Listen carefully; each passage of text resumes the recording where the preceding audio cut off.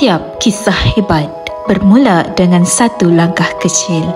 Di SMK Felda Kahang Timur, beliau membina nama dengan tekad dan usaha. Dilahirkan pada 20 November 2007 di Hospital Batu Pahat, Johor. Beliau merupakan putera sulung kepada pasangan bahagia Encik Abdul Razak dan Puan Rosmawati. Beliau dibesarkan di Felda Ulu Denga bersama dua lagi adik lelaki beliau yang turut menuntut di Semakmur. Suka mengumpul dan bermain Lego di waktu lapang, beliau menyimpan cita-cita untuk menjadi guru matematik tambahan dewasa kelak. Sebagai kawan, dia setia. Sebagai murid, dia hormat. Sebagai anak, dia jadi kebanggaan. Beliau pernah menyandang jawatan sebagai kru Semakmur TV, imam remaja sekolah serta pengurusi pengawas pusat sumber sekolah 2024-2025. Beliau juga merupakan AJK Tingkatan 5 Rumah Sukan Perkasa. Dalam bidang kokurikulum, beliau merupakan sarjan pasukan kadet bomba dan penyelamat Malaysia.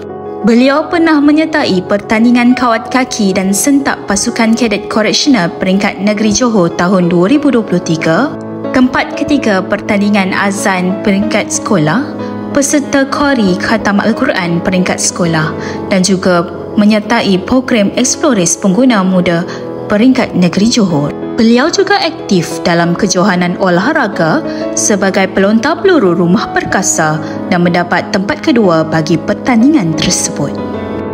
Beliau pernah mencapai anugerah pencapaian terbaik PBD Tingkatan 3 2022, anugerah kru video dan fotografi harapan Semakmur TV 2023 dan juga penerima anugerah Sahsiah Unggul Tingkatan 5 2024. Dalam bidang akademik, beliau membuktikan bahawa usaha tidak pernah mengkhianati hasil dengan keputusan cemerlang SPM 2024, 3A tambah, 2A, 3A tolak dan 1B tambah, berpegang pada moto sekolah, ilmu sinar hidup.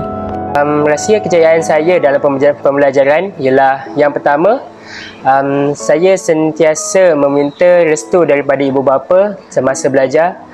Yang kedua ialah penjagaan masa, itu memang sangat penting.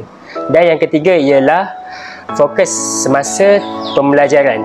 Teruskan usaha dan jangan menyerah kerana rezeki tidak salah alamat.